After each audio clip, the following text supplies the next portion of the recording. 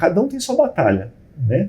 E eu busquei resolver a minha e estou até hoje, né, nessa busca aí pela paz espiritual de me apresentar, que é uma coisa linda. Você mostrar música, uma pessoa que vai absorver isso e precisa disso, né? Esse momento. E a vulnerabilidade, ao contrário do que a gente imagina, a vulnerabilidade é força. Você está hoje aqui falando isso para as pessoas, para poder te conhecer. Quantos músicos, e não só músicos, quantas pessoas estão passando por outros momentos aí, parecidos com o seu, e não vem saída. Não percebe que isso é normal, pode acontecer com qualquer pessoa. Tem que pedir ajuda, tem que procurar orientação, e vai ficar tudo bem. Sejam bem-vindos ao Saúde em Tudo. Eu quero começar aqui a nossa gravação dizendo a importância que é para vocês se inscreverem no canal. E se vocês acharem que esse conteúdo faz sentido para outras pessoas, divulguem, porque dessa maneira a gente vai conseguir fazer com que o nosso canal cresça, tá bom? Bom, o assunto hoje é um assunto muito interessante, é um assunto que eu gosto muito, tem tudo a ver com saúde. Nós vamos falar sobre música. Como é que a gente pode realmente fazer essa correlação de música com saúde? E eu trouxe aqui um colega, um grande amigo, um músico profissional, que vai contar um pouco a história de vida dele. A gente vai tentar fazer essa conexão aqui de um médico batendo um papo com um músico profissional. Eu tenho certeza que vai ser muito enriquecedor, vai ser ótimo. Rodrigo, obrigado aí pela oportunidade, obrigado pelo seu tempo. Obrigado pelo convite, Diego. Um prazer, é um privilégio poder te chamar de amigo. Hoje a gente está ficando cada vez mais próximos aí que a gente vai falar um pouquinho mais do que a gente faz aí nos bastidores também, além da minha vida de médico, você da sua vida de músico, e como a gente tenta levar uma vida mais saudável, né? Vamos então focar aqui hoje na questão da música e da saúde em si. Agradeço muito o convite, estou muito feliz de poder falar desse tema, que é um tema pouco abordado, assim, fazer essa coisa da música e saúde, mas é um tema muito rico. A gente pode desenvolver bem legal esse assunto. Maravilha. Para as pessoas te conhecerem um pouquinho mais, me conta a sua história com a música e por que o violino, para as pessoas te conhecerem. Então eu comecei entre 8 e 9 anos e o violino veio na minha vida através dos meus pais, especificamente da minha mãe. Ela que escolheu o instrumento para mim.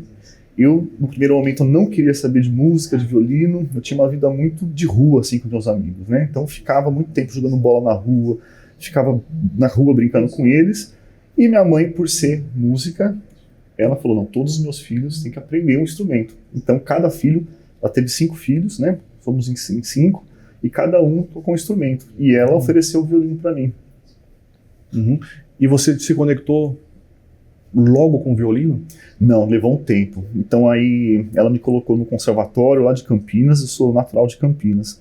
Aí tem a escola de música lá, o conservatório Carlos Gomes de Campinas, que é uma entidade quase centenária lá. E comecei a estudar desde cedo lá nesse conservatório e me formei lá, então com 16 anos, 17 anos, no curso técnico, peguei esse diploma lá no conservatório.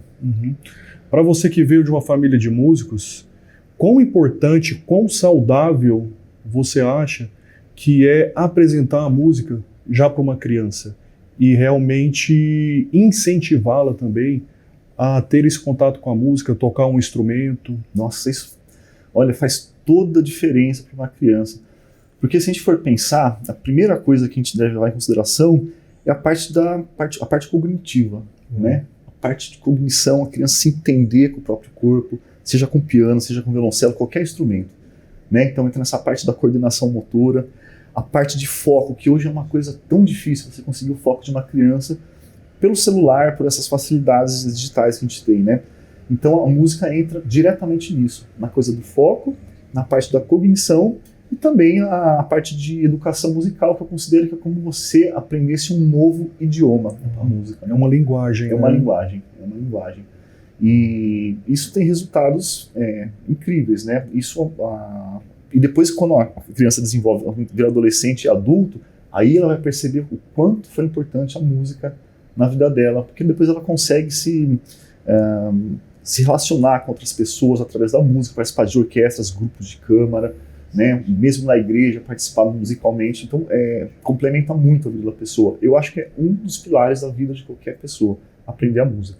Eu também concordo plenamente com você. E nos bastidores a gente estava falando, eu te expliquei qual que é o conceito de saúde para a Organização Mundial da Saúde, né? Que é a saúde física, mental, social e espiritual. E a gente estava tentando ali correlacionar isso com a música também, né? Ser músico é ter saúde física, não é? Imagino horas de treino, postura que você tem que ter para poder estar numa orquestra, em frente a uma orquestra, para poder trabalhar. Saúde mental nem se fala, né? A concentração, o que as áreas do cérebro que são conectadas com a música, praticamente todas as áreas do cérebro são conectadas aí com a música. A parte social, a minha adolescência foi tocando em bandas, então muito legal ter aqueles amigos, aqueles colegas, a parte social é muito importante. A gente falou também ali de você fazer parte de uma orquestra, é um reflexo, mini reflexo ali da sociedade também, é uma comunidade pequenininha que você tem o líder, tem tudo mais. E a parte espiritual.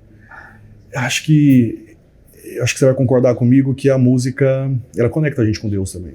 Conecta. É uma forma de conectar com Deus, não é à toa que várias religiões, se não todas aí, usam a música também como uma forma de conexão.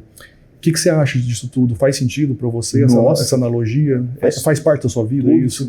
Faz todo sentido. A primeira coisa que você citou é a música, essa parte da saúde física da música, né?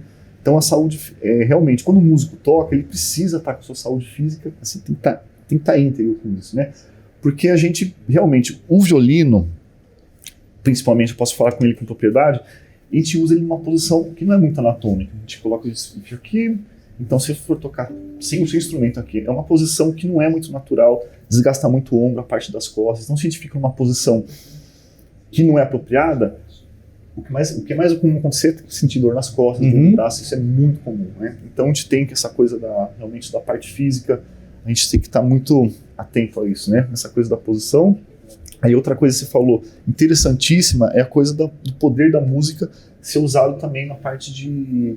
Por exemplo, nas igrejas, gente, a música tem um poder muito forte, né? Ela consegue conectar a música e é uma conexão quase divina mesmo que tem. Deus com as pessoas, porque então essa coisa da harmonia, dos sons, essa coisa que vai entrando em você e parece que você está se conectando com Deus e que de fato você se conecta com Deus através da música. É uma coisa muito poderosa. Então tudo que você falou faz muito sentido para mim. A gente falou um pouco da questão da saúde mental também. Né? Horas de treino, hora de conexão consigo mesmo, não só com o outro, também faz muito sentido aí. E acho que a gente pode fazer uma analogia do músico profissional como um atleta de alto rendimento, né? Sim. Como que você leva hoje a sua vida como músico profissional para chegar até onde você chegou hoje? Toda essa jornada, como que foi essa jornada, como que você se preparou? Num teatro, ninguém vê os pés do bailarino nos bastidores, todo machucado para poder ver aquela peça que está perfeita. Sim. Eu acho que os seus dedos machucados, os dedos sangrando, a autocobrança, acho que isso ninguém vê. Como que é isso tudo para você, a questão do preparo mental, da saúde mental? Nossa, esse é um assunto, Diego, é muito sensível para mim, porque eu divido minha vida em duas etapas, né? Quando a gente é jovem, a gente tem uma predisposição física muito grande para superar vários desafios técnicos. A gente quer mostrar virtuosismo, quer mostrar um monte de coisa que em outra parte da sua vida não faz tanto sentido. Você adquire isso quando é jovem, você quer mostrar sua habilidade física. Eu acho que isso acontece nos esportes, acontece em qualquer lugar. Você quer mostrar que você é uma pessoa habilidosa. Mas depois a coisa começou, principalmente pós-pandemia, né, que eu passei por uma situação muito complicada, que eu fiquei muito tempo sem os palcos, né? Então, eu fui fazer isso, eu senti quando eu fui fazer uma gravação, que eu tenho a oportunidade de atuar muitas vezes como solista, né? É uma das coisas que eu gosto muito de fazer, atuar como solista, numa gravação, um disco, um CD que a pessoa me contratou para ser o solista, uma gravação. E quando eu cheguei para gravar, a orquestra toda montada, acho que tinham 30 músicos no palco, toda a estrutura de microfone, não sei o quê. Vou lá fazer o solo, eu não consigo tocar.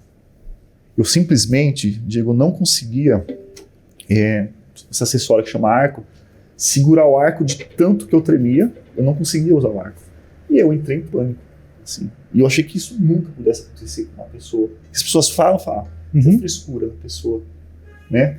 E isso não é frescura. Eu passei por duas situações dessas, de pânico mesmo, e eu gravei esse CD. Esse CD tá ele tá no Spotify. Assim. Foi na técnica pura, na pura raça que eu consegui gravar, mas eu decidi nunca mais ter que passar por isso na minha vida, porque é uma situação muito desagradável. E uma outra gravação que eu fiz também,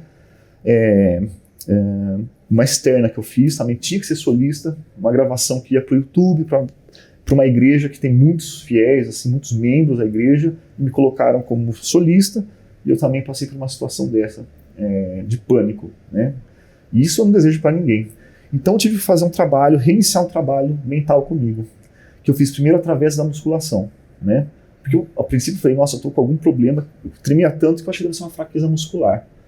E aí eu retornei para academia, procurei um personal trainer e comecei essa parte de preparação muscular, que eu faço até hoje, que eu acho que todo músico tem que ter essa preparação de musculação. Entrei também com um psicólogo e posteriormente até com um psiquiatra, né? Porque o psicólogo ele faz o tratamento a longo prazo para sanar esse problema que eu tinha.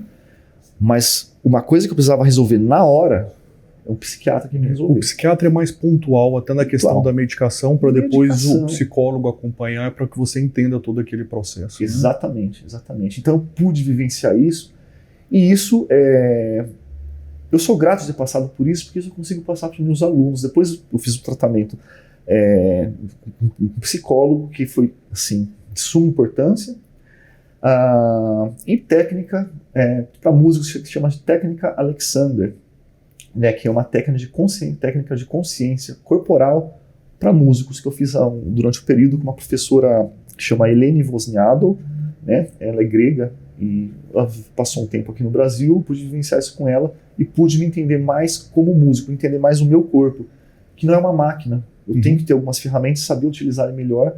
Então, eu acredito que agora eu entrei na melhor fase, porque eu tenho essa coisa do controle mental, os propósitos que eu quero, passar isso para meus alunos também.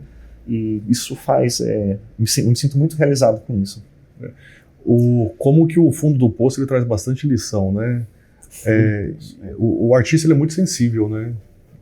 Principalmente o artista de alta performance. E se o artista não vive, se ele não tem as emoções, como é que ele pode transmitir isso para o instrumento, transmitir isso para o público também, né? E não esquecer que, mesmo trabalhando em alta performance, vocês são seres humanos.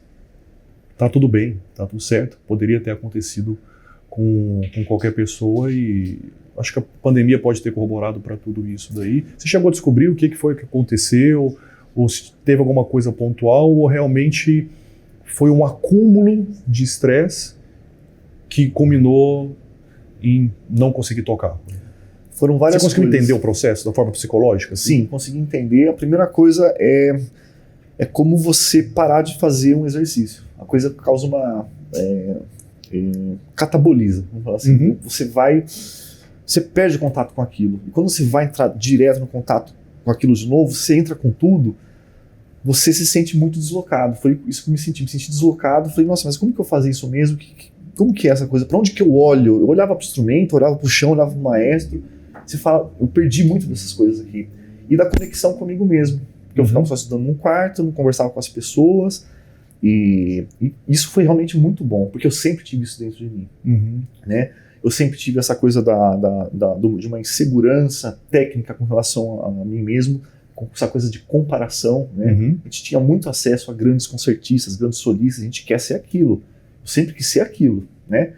Mas cada pessoa tem o seu universo diferente. Não dá pra gente se comparar, por exemplo, eu me comparar com um violinista russo que nasceu com o violino na mão e ficou dentro de uma sala de aula estudando com o melhor professor que tinha na época lá. E ele tem os problemas dele também, né? Desenvolver outras coisas. Pode ser um problema físico, de tanto estudar, uma lesão por esforço repetitivo, né? Uma coisa mental também, a vida social dele vai saber como é. Então, todo mundo tem o seu grau de problema. Então, a coisa bonita é a gente saber como que a gente vai resolver isso, cada um por si. Eu acho que essa é a beleza da vida também. Com certeza. Cada um tem sua batalha, né? E eu busquei resolver a minha e estou até hoje, né, nessa busca aí. pela paz espiritual de me apresentar, que é uma coisa linda. Você mostrar música, uma pessoa que vai absorver isso e precisa disso, né? Esse momento. E a vulnerabilidade, ao contrário do que a gente imagina, a vulnerabilidade é força. Você está hoje aqui falando isso para as pessoas, para poder te conhecer. Quantos músicos, e não só músicos, quantas pessoas estão passando por outros momentos aí, parecidos com o seu, e não vem saída. Não percebe que isso é normal, pode acontecer com qualquer pessoa. Tem que pedir ajuda, tem que procurar orientação. E vai ficar tudo bem, a partir do momento que você enxergue realmente o que está acontecendo, né, Rodrigo? Isso, exatamente.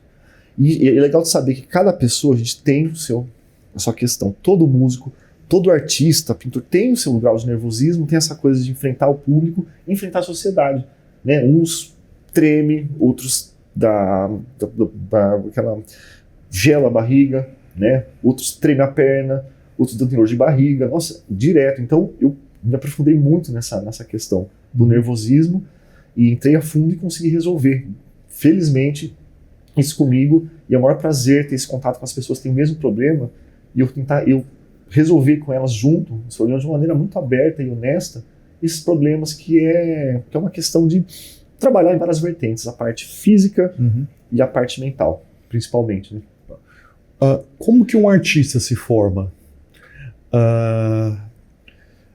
Não é de repente que a pessoa nasce e está pronta para poder ser um artista, né? Que critérios você traz hoje para essa pessoa ser um artista? Uma maior sensibilidade, um trabalho interno, é uma interpretação, seja por um instrumento, uma forma de arte? O que diferencia um artista de um não artista para você? Primeiro, a vocação. A pessoa recebe uma vocação e sente a necessidade profunda de se expressar através do instrumento, através de uma pintura, através da dança, né? Através do teatro mesmo. E ele quer fazer isso e não leva a parte financeira como o principal. Porque o artista que entra na arte e busca dinheiro, ele não vai ser artista, já, porque é uma outra coisa. Eu, quando vou fazer meus trabalhos, a última coisa que eu penso é grana. Eu quero fazer a coisa bem feita, eu quero estar bem com as pessoas que eu estou trabalhando, né? E quero apresentar um trabalho bem feito musical, que seja o mais orgânico, o mais natural possível e consiga atingir o coração das pessoas. O resto é consequência.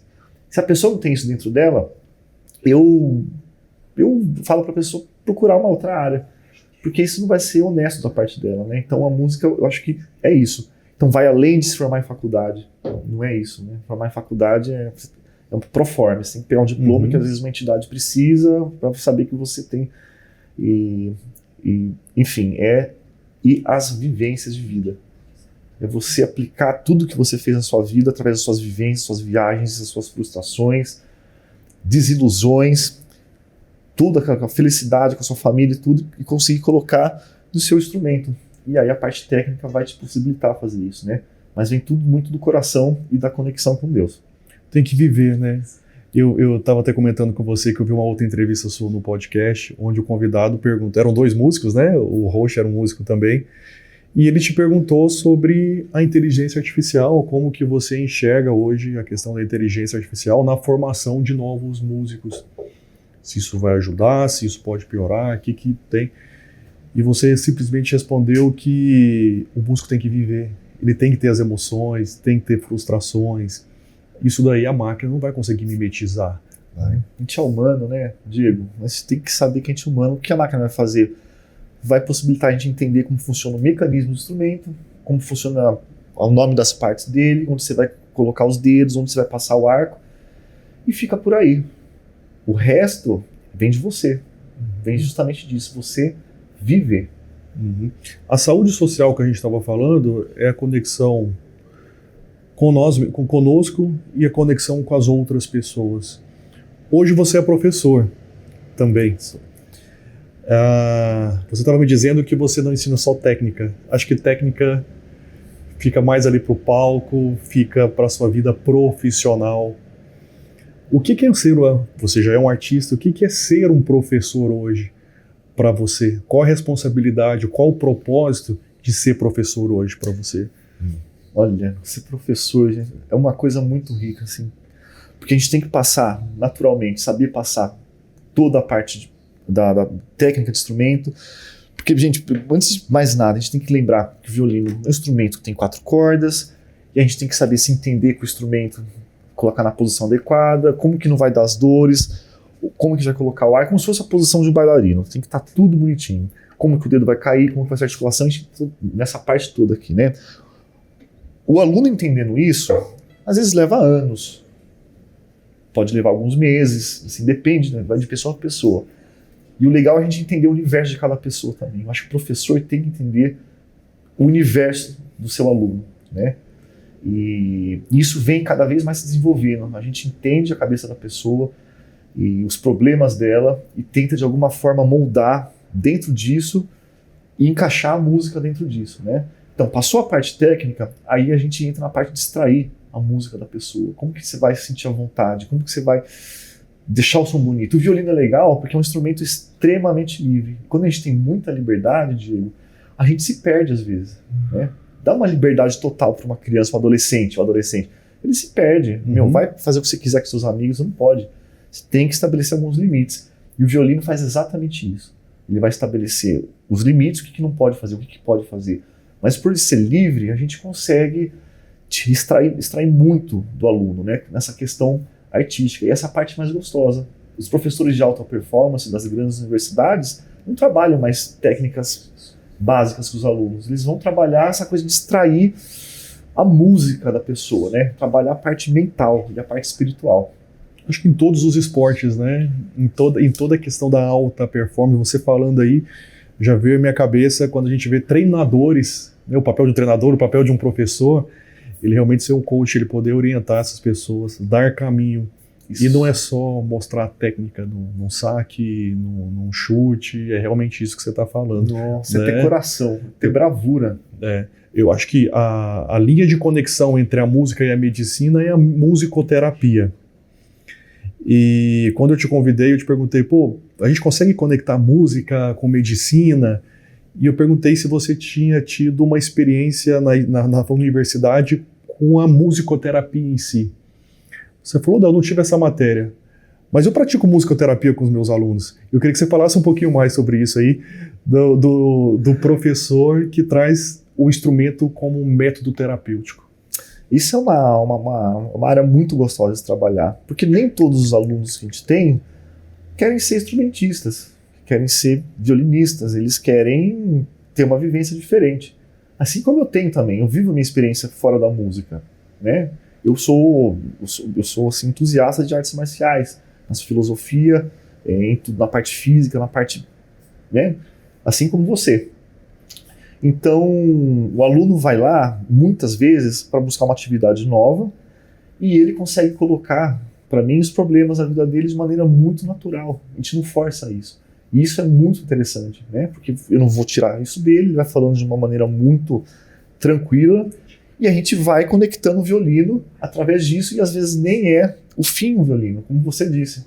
Ele é o meio, né? E isso é muito interessante. Então, a gente passa muito tempo conversando, né?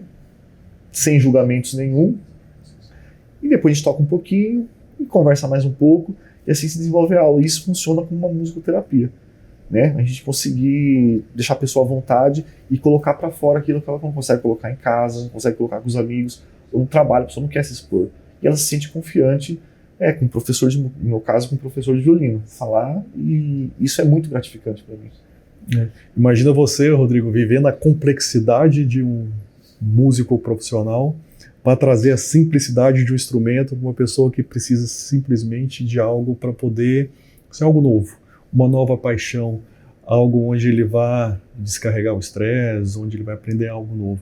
Isso é impressionante, né? Isso fala muito de propósito também, né? Fala muito de propósito. E a pessoa tem que ter essa sensibilidade. A pessoa, por exemplo, você tem um conhecimento incrível na sua área. Você vai conversar com uma pessoa leiga, você tem que se colocar no nível dela e conversar de igual para igual, senão fica uma coisa muito pedante, a pessoa se sente mal com isso, né? E a gente ter essa sensibilidade de mostrar esse caminho para a pessoa, mesmo com tanto conhecimento, eu acho que é uma humildade que a gente deve ter, né? Assim, e faz a gente se tornar pessoas diferentes. Isso. Né? Eu acho que esse é o nosso propósito. A gente tem que ser pessoa diferente e tratar o outro com o máximo respeito possível, e é isso que eu tenho que trazer.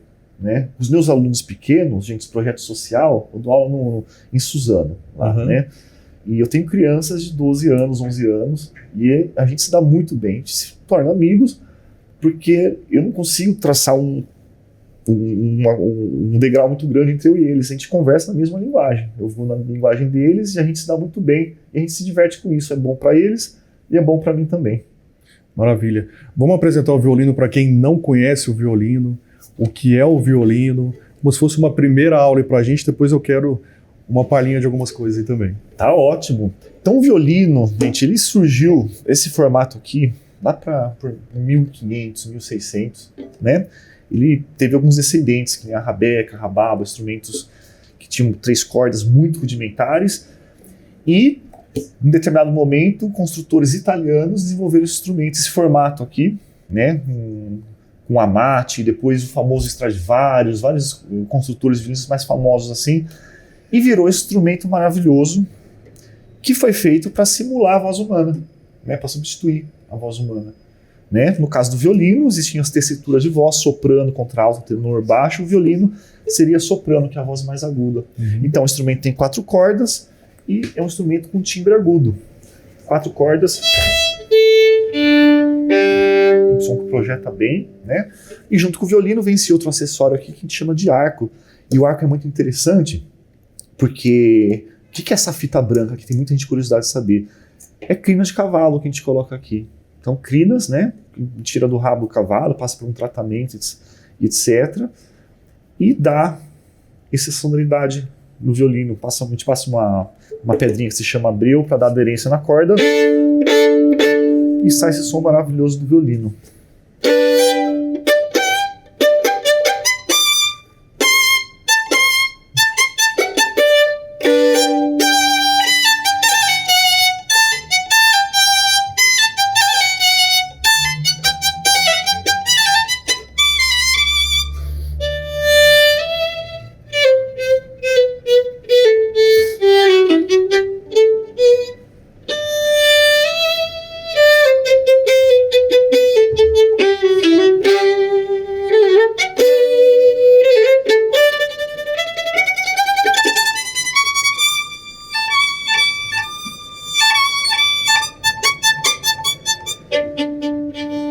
Você sente que a música, cada pessoa interpreta de uma forma diferente? Sim. A música? Porque, Rodrigo, eu imagino que quando uma pessoa escuta o hino nacional, um militar interpreta de uma forma diferente o hino nacional. Aquele estudante que, na haste da bandeira, que escuta o hino nacional antes de ir para a escola, é uma coisa. O atleta, antes de um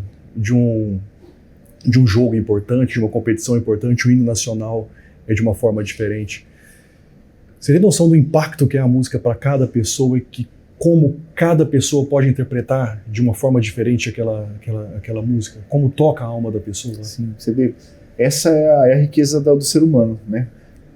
Existe de violino, existem vários intérpretes, tem que a gente gosta mais, outros gosta menos, mas que conecta mais a musicalidade dele com o que a gente quer. Por exemplo, releituras de músicas de rock, por exemplo. Às vezes eu nem gosto tanto com o artista que gravou a primeira vez e de repente o outro faz dá uma repaginada na música e faz mais sentido para mim aquela coisa lá, né? Então, isso vai... Cada pessoa tem realmente o seu toque na música, a sua vivência, consegue colocar isso na música e conecta com o seu público, né? Então essa é a riqueza da música também. Você consegue achar o seu nicho, o seu público, as pessoas que gostam de ouvir o que você produz. É o som que você faz. E nossa, eu tenho um monte de solista assim, que eu gosto de escutar. E é que é uma coisa muito técnica, né? Mas realmente faz muito sentido pra gente essa coisa de cada artista interpretar a música de uma forma, uma mesma música de uma forma diferente. Esse é o papel do solista? O que diferencia um músico que tem esse papel de destaque como solista de um outro músico que faz parte ali da orquestra como um todo? É a interpretação? É o gestual? É como ele traz aquela música além da parte técnica? É isso que diferencia um solista do outro? Sim, sim. Você convida um músico ele consegue trazer, por exemplo, uma determinada música, ele consegue extrair, não posso dizer assim, muito mais profundidade de um determinado conceito para vir, por exemplo, né? Valorizar as coisas de uma forma diferente, valorizar algum fraseado de uma forma diferente. Muitas vezes virtuosismo, isso conta muito, o público adora ver virtuosismo, essa coisa de tocar muito rápido, coisa muito veloz e com muita facilidade. Eu falo, nossa, como ele consegue? Parece que é tão fácil tocar violino e ele tá tocando isso tão difícil, de uma maneira tão fácil. Isso chama muita atenção, essa coisa da virtuosidade, né? E claro, o carisma com o público. Né? Uma vez eu fui assistir um violoncelista muito conhecido, chama Yo-Yo Ma, fui aqui na Sala São Paulo, e ele chega, já entra no palco, é uma entidade, parece que tem uma luz diferente a pessoa. Ele já entra sorrindo, já está conversando, ele está apontando um dedo assim e dando tchau.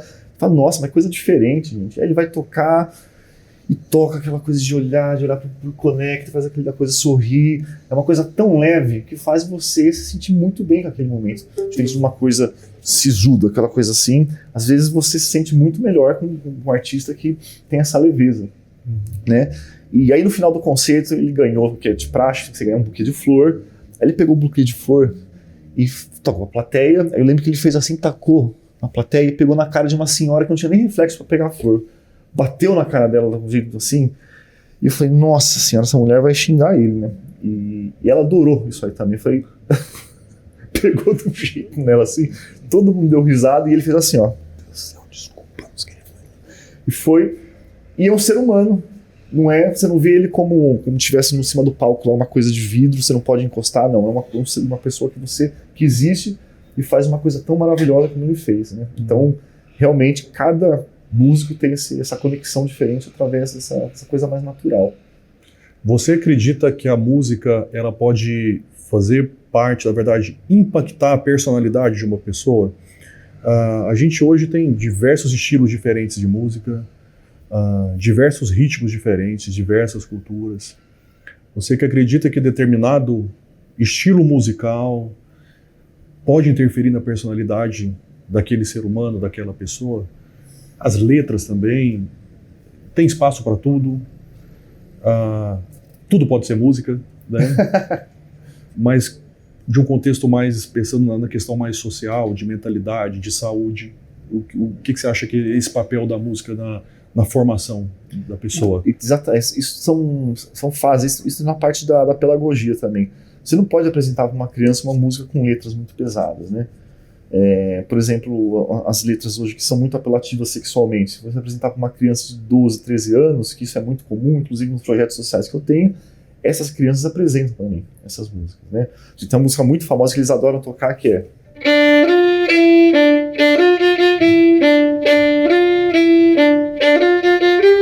Conhece? Conhece, né? É funk? Funk, que é o baile de favela, né? E eles falam assim, toca, eu quero aprender essa, quero aprender essa, quero aprender essa. Tá, eu ensino, mas como que é a letra desse negócio aqui? De onde que vem essa música? E aí vem umas letras assim que você fala, nossa, tem coisa que eu gosto na letra que eu nem sabia que existia, né? De tão pesado que é o negócio. E isso eu abomino, porque você estraga a cabeça da criança, né? Mas tem muita coisa também da sua personalidade que já está pronta. O que você vai escutar? A criança já nasce com aquela coisa de adora escutar rock. De onde que vem isso? Como adora escutar rock? Um rock pesado, pauleira. Ela é a personalidade, ela gosta daquela coisa, ela gasta energia naquilo, né? E pro outro lado que tem, por exemplo, eu sempre gostei de escutar música clássica, né? Eu tinha coleção de discos, uma coisa da influência social da minha infância. Tinha coleção de discos erudito, clássicos, eu colocava para escutar e aquilo fazia sentido para mim. Fala coisa linda, gente. O som do violino, o som do piano fazia todo sentido para mim. E eu não conhecia Michael Jackson, não conhecia esses grandes artistas do momento, fui conhecer só na minha adolescência esses grandes artistas, assim, né? E isso influenciou muito na minha vida, em ter uma paixão pelo instrumento, essa coisa da sonoridade polida, essa coisa mais música clássica, como se fosse ler um livro, não dá pra gente ficar dançando, é ler um livro, diferente de uma música que você pode dançar, que é muito legal também, né? Então são momentos e o que encaixa melhor, o que você quer fazer também, né? Mas influencia bastante, sim.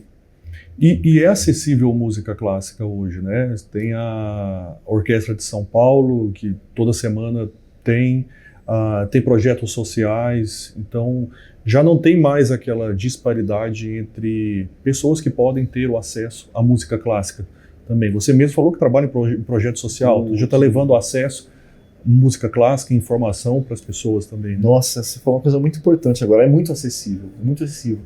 Eu tenho que concordar com o nosso público que às vezes determinado conceito de música clássica, música erudita é cansativo. Para mim também é. Assim, eu não sou um entusiasta de óperas muito compridas, assim, me cansa. Ou músicas orquestrais muito modernas, muito experimentais, que é aquelas coisas que são mais texturas sonoras do que melodias em si, né? Que eu acho e tem que existir, muitas pessoas gostam, já toquei, toco ainda, mas não é o que me realiza. Então eu entendo que é um repertório que às vezes a pessoa pode ficar cansada, mas tem muita coisa, gente, por exemplo, óperas no Teatro Municipal que a gente vai escutar, que você fala, você fica contemplando aquilo. Então e é só querer ir, ver, assiste, que faz aquela coisa da orquestra começar a tocar, te enche. Você fala, nossa, uma sensação de parece que tá vindo um ar, um frescura em cima de você, assim. Então eu super recomendo e buscar o repertório apropriado, uma coisa mais leve, né? Porque aí é muito bom. Eu tenho uma curiosidade sobre médico, porque tem diversos trabalhos científicos dizendo até para as mães e os pais já colocarem em contato o próprio feto com música. Inclusive hoje tem headsets específicos para a barriga da mãe. Você que convive com músico há décadas, músicos diferentes, alguns deles trazem lembranças dessa época, porque eu também já vi trabalho dizendo de músicos que tocaram uma música que não tiveram acesso, só tiveram acesso quando estavam ali, a mãe colocou para ele conseguiu tocar toda aquela música depois na vida adulta. Existe isso mesmo? É mito? O que vocês falam sobre isso, vocês músicos, entre si? Pela experiência que eu tenho disso, quem fala mais sobre isso são as mães. Eu colocava para ouvir, por isso que ele é essa pessoa assim, mais tranquila, não sei o quê. Mas o mais importante dizer é que música, sobretudo, é frequência, gente. E frequência interfere em absolutamente tudo. Acho que tudo é frequência, tudo tem uma frequência. Então se você coloca realmente uma frequência boa para uma criança, agora tem muito no YouTube essa coisa de música em 440 Hz, música 300 não sei quantos Hz, essa coisa da frequência, né? Eu acho que influencia sim.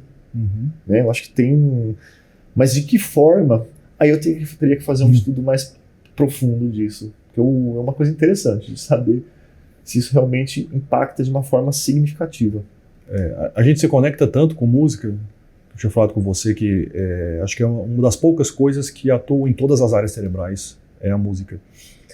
Que muitas vezes, façam esse teste aí, quem tá em casa, você pode estar num bar, pode estar numa festa, muitas vezes a sua frequência cardíaca, ela se conecta, ela entra em compasso, no compasso da música, tamanha é a frequência, a capacidade aí da música, né? Sim. Eu uso até dizer que a música, você falou que é uma forma de linguagem, mas a música leva as palavras onde sozinhas elas não chegariam. Não, exatamente. É algo realmente divino, né? Música, né? Divino.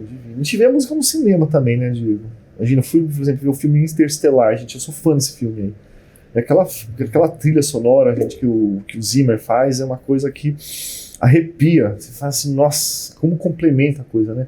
Então, realmente, tem um poder incrível. Vamos diferenciar um pouco mais algumas coisas para o público agora que vai ficar um pouco mais interessado em música. Você consegue mostrar para a gente o que é harmonia aí no violino? A harmonia é quando a gente faz uma combinação de vários sons diferentes, né? Existem instrumentos que trabalham bem com harmonia, que são instrumentos como piano, violão, que eles trabalham com várias notas ao mesmo tempo, né? Instrumentos solistas a gente consegue fazer, mas é um trabalho mais de linha melódica, como, por exemplo, violino, a flauta, o saxofone. Por exemplo, a flauta não vai conseguir fazer dois sons ao mesmo tempo, a não ser que seja uma técnica muito... Consegue até fazer, mas é uma técnica que não é muito comum, né? Mas quando a gente toca mais de um som ao mesmo tempo, toca uma nota só. Duas notas.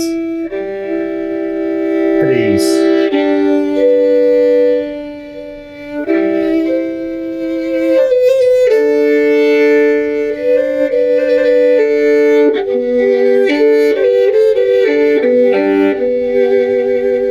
Então estou colocando duas notas que formam uma harmonia. Então é a combinação de sons que pode ser consonante, que é essa coisa bonita, ou pode ser dissonante, que é uma coisa mais...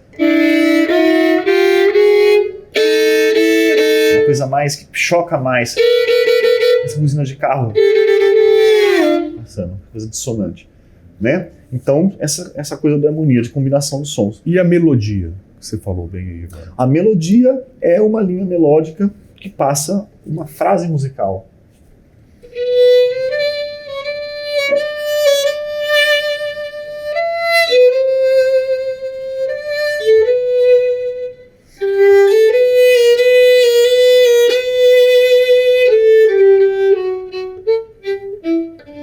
Eu tento passar uma frase musical. Essa é a melodia. E tem compositores que são expert em fazer melodia. Muitos, assim. E tem compositores que são muito bons em fazer a parte harmônica, aquela coisa cheia, aquela coisa que enche, né, a orquestra de sonoridade. E é isso, a harmonia e a melodia trabalham dessa forma. O violino dá para trazer o ritmo também? O violino dá para trazer o ritmo. A gente faz vários ritmos de...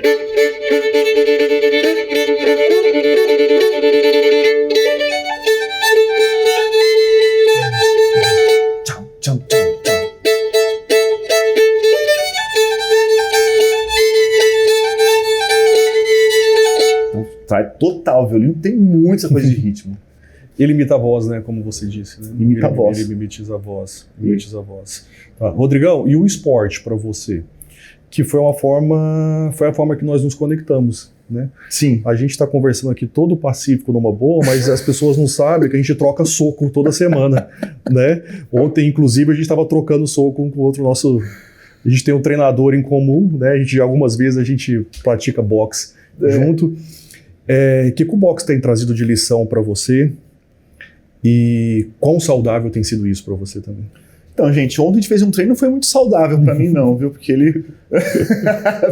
Tá com o roxinho aqui, né? Eu sempre fui entusiasta de luta, nessa parte da filosofia, nessa parte da preparação física e preparação mental, sobretudo. Eu acho que a luta, ela traz essas coisas muito próximas da música, né?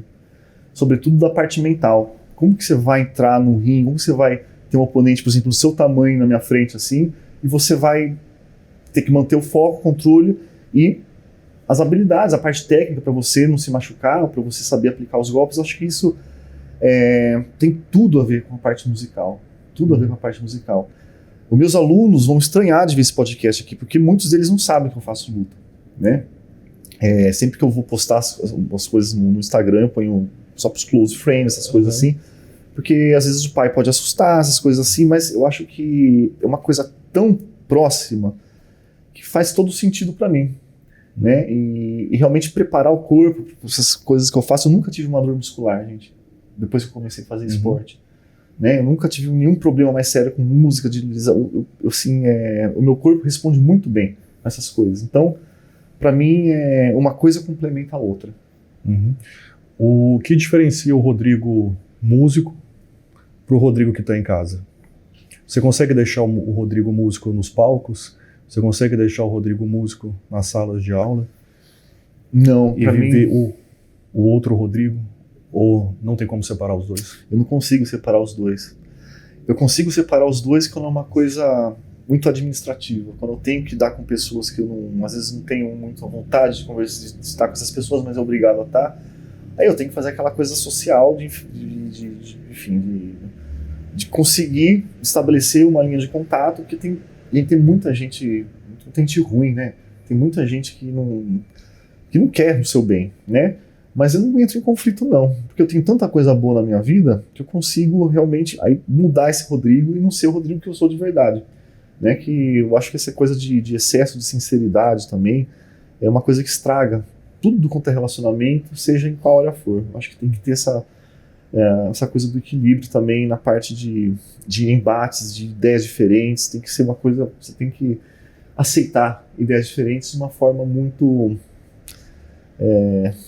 carinhosa, vou dizer assim, entender a outra pessoa, assim. Então nessa parte eu tenho que ser um outro Rodrigo. Sim. Rodrigo, tem algumas perguntas que eu geralmente faço para todos os convidados aqui, convidados de diversas áreas diferentes, sejam médicos, psicólogos, músicos, atletas. E geralmente são duas perguntas que eu trago, mas dessa vez eu vou trazer uma terceira para você. E vou começar com ela. O que o silêncio significa para você? Um cara que está sempre ouvindo tons. O que é o silêncio para você? O silêncio é vital para mim. O silêncio é uma coisa vital para mim. E o silêncio a gente não pode associar com solidão, né? A gente pode... Porque eu preciso, às vezes, estar em silêncio. Eu trabalho tanto com música, mas a hora que eu chego em casa, eu preciso estar no meu momento comigo mesmo, silêncio absoluto. E o silêncio, para mim, é vital, é fundamental. Eu adoro viajar sozinho, por exemplo. Adoro estar no meu carro pegando estrada aí, só olhando. E isso, para mim, eu acho que o silêncio também traz muita autorreflexão pra gente. Então, necessário. Eu tenho alguns amigos que são artistas, que são pintores, e eu lembro a primeira vez que eu fui na casa de um deles, e uma galeria gigante, cheio de obras de arte, sempre trabalhando com bastante arte, e a casa dele não tinha nenhum quadro.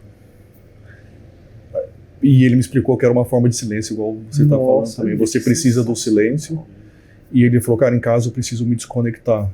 Em casa realmente eu preciso de uma tela branca, porque já é muita informação a minha vida todo dia. Nossa, né? Foi essa analogia que você acha que o músico precisa de silêncio muitas vezes também, né? Todo mundo precisa de silêncio. Todo mundo. E às vezes a pessoa acha que você tá bravo, mas não é, você precisa do seu tempo.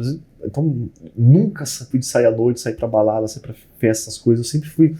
Eu preciso ter esse momento de comigo mesmo e de não conversar, de ficar na minha. Às vezes ficar assim na cadeira, às vezes olhando pro nada, só pensando. Pra mim, é cicatrizante. Muito. A gente falou de autoconhecimento, né? Você falou dos momentos que você teve no palco, que não conseguiu performar por questões de saúde mental, tudo mais. Autocuidado é fundamental. Sim, né? Autocuidado é fundamental. E muitas vezes a falta de autoconhecimento, o silêncio pode ser ensurdecedor, né? Para mim, o silêncio tem que ser um momento de paz e de conexão. O silêncio fala muito também. Fala muito. No silêncio tem muita resposta também. Porque o silêncio realmente é... Na nossa cabeça não está silêncio, né? Na nossa cabeça está aquela coisa realmente buscando se entender e achar algum sentido nisso tudo para você. E saúde? O que é saúde para você? Saúde é você se alimentar bem, cuidar do seu corpo, sobretudo da parte física. É você se relacionar bem com as pessoas, não querer o mal das pessoas, sobretudo pessoas próximas a você, mas basicamente é você saber cuidar da sua máquina, que é o seu corpo, dessas várias formas, através do exercício e da boa alimentação. E felicidade? O que te deixa feliz? Em quais momentos você tem presença da felicidade? E o que seria felicidade para você? Nossa, felicidade, que pergunta difícil essa. Mais uma vez eu quase fui demitido de um lugar que eu dava aula, porque eu falei, o que me deixa feliz? O que me deixa feliz é eu pegar uma frasezinha musical e fazer ela fazer sentido. Tocar uma escala afinada, isso me deixa feliz. Por exemplo, eu me gravo, eu falo isso aqui, nossa, isso realmente me deixou feliz. Olha que coisa simples. Felicidade é eu estar com a minha família, nos momentos, isso me deixa muito feliz. Então são momentos pontuais. A felicidade é você buscar coisas que fazem sentido para você e só para você, né? E, nossa, mas uma resposta pode ser muito ampla, né? Muito simples também. Que coisa filosófica. Mas eu acho que você simplificou super bem.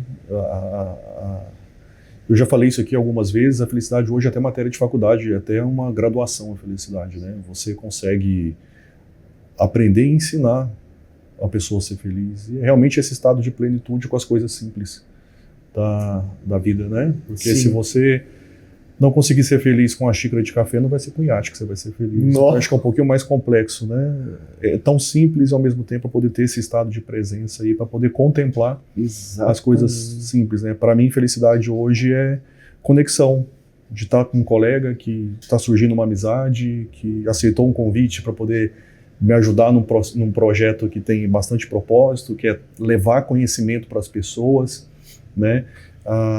De saúde em forma geral. Se a partir desse projeto que a gente faz aqui com cada entrevistado a gente consegue levar um pouco de conhecimento sobre saúde, seja uma pessoa que está estressada que pode diminuir esse estresse através de uma aula de um instrumento, através de conhecer uma orquestra. Então, se cada pessoa a gente conseguir aqui trazer essa pitada de saúde para elas, eu acho que o nosso propósito, a nossa missão está cumprida aqui no nosso podcast. E, Rodrigão, eu queria te agradecer pela oportunidade, pela sua disponibilidade. Eu sei que a sua agenda é corrida, você tem muito aluno, tem muita coisa para poder fazer. Agradeço muito, sou muito grato por você estar aqui e deixa seu Instagram para as pessoas verem, para poder até quando você lançar um produto digital que você está fazendo aí, não vamos esquecer disso daí, o Rodrigo tem um produto digital que logo vai sair para violonistas, me ensina como é que fala, violinista, para violinistas iniciantes. Fala um pouquinho desse projeto que está no forno aí, logo já vai sair. Então meu Instagram é Rodrigo Leite com 2 T's e no final um underline. Quem quiser me seguir lá, eu vou estar lançando agora, daqui 2 meses, mais ou menos 3 meses, o curso digital de violino para iniciantes, né, que está em fase de produção, todas as aulas gravadas, e agora a gente está editando. E eu convido a todos a conhecer esse universo maravilhoso do violino desse meu curso digital. E Diego, foi um enorme prazer estar aqui. Foi um momento de felicidade, com certeza. Obrigado pelo convite, me sinto honrado. E vamos seguir ajudando as pessoas da maneira que a gente pode. Com certeza. Rodrigão, obrigado mais uma vez. Vocês que estão aí, não deixem de nos acompanhar. Vou repetir mais uma vez, é muito importante vocês se inscreverem no canal. Em todas as nossas plataformas que a gente está divulgando o podcast, encaminhe para as pessoas esses assuntos que eu tenho certeza que vão impactar e fazem muito sentido aí para muitas delas. Valeu, abraço, tchau. Obrigado, abraço. Valeu, Rodrigão. Abraço. Show de bola. Valeu, show. Obrigado.